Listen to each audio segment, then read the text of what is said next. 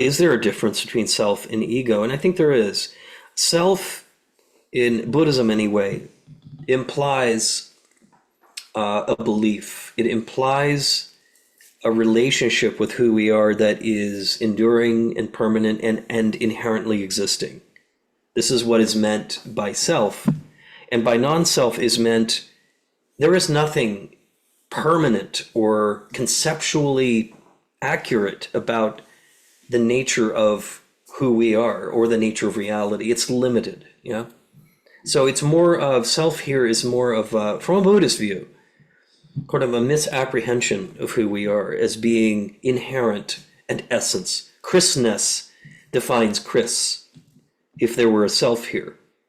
But selfless says Chris is an aggregate of these different processes for the time that he is here, but he's also changeable. And he's, I do have the stable, a kind of personality traits I will probably have until I die.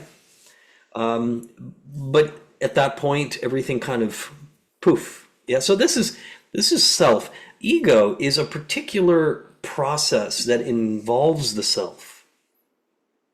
And maybe we could say it's the mechanism by which self becomes real.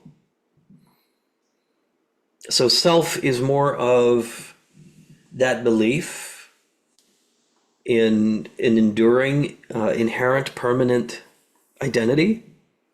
And ego is the process that keeps it there.